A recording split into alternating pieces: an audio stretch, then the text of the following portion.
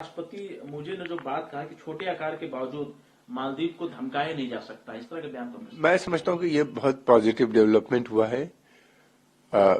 जो दो राजनयिकों की जो मुलाकात हुई है, इंडियन ऑफिशियल और मालदीव के ऑफिशियल की, इससे यह है कि रिलेशन थोड़े टेंशन, जो गुस्सा और ये सब था, उसमें आने वाले समय में कमी पूरी होगी। दूसरी बात यह है कि मोइजो ने जो बात कही कि धमकाया नहीं जा सकता, भारत किसी को धमकाता नहीं, भारत की ये नीति ही नहीं है, आज से नहीं हजारों साल से। और ये भारत चाहता है कि सभी देशों से उसके अच्छे संबंध हो। भारत की पॉलिसी ये है कि नेबरहुड फर्स्ट की है, और मालदीव हमारा बहुत पुराना मित्र देश है। भारत चाहता है कि वहां पर डेवलपमेंट हो, प्रोग्रेस हो। भारत साथ में ये भी नहीं चाहता कि वहां पे किसी दूसरी कंट्री का मिलिट्री बेस बने या वहां पे इस तरह एंटी इंडिया एक्टिविटी का वो सेंटर बने उस देश में।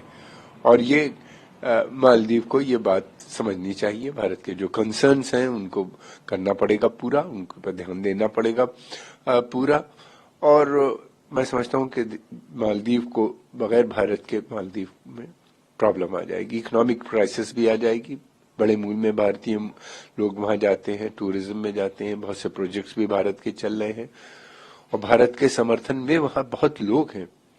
चाइना को अब चाइना ने जो कुछ किया श्रीलंका में या पाकिस्तान में, जिस तरह से उन्हीं ने बेल्ट एंड रोड इनिशिएटिव या चाइना पाकिस्तान ने जो इकोनॉमिक कॉरिडोर बनाया है, उसको सब जानते हैं कि उससे न तो पाकिस्तान का फायदा हुआ, न चाइना का, न श्रीलंका का।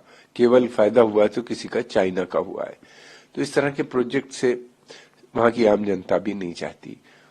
भारत का वहां पे बहुत समर्थन है। भारत ने हमेशा खुल के उनकी मदद की है जब उनके यहाँ क्राइसिस आई है, चाहे पानी की क्राइसिस हो या उससे पहले 80s में जब वहां पे कुछ असामाजिक तत्व, कुछ सो कॉल्ड रिवोल्यूशनरीज ने कोशिश की थी सत्ता पर कब्जा करने की, भारत ने मदद भेजी थी।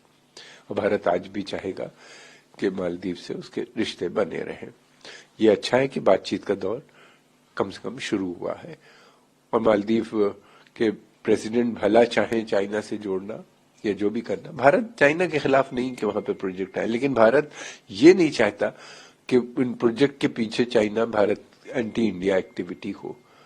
डीप सी पोर्ट पे, जैसे कि वो बॉर्डर पे बना रहे हैं, नेवल बेस बना रहे हैं भारत के खिलाफ, भारत को जो चारों तरफ से घेरने की जो उनकी नीति है, स्ट्रिंग ऑफ पर्ल्स की, वो ये भारत को मंजूर नहीं होगा।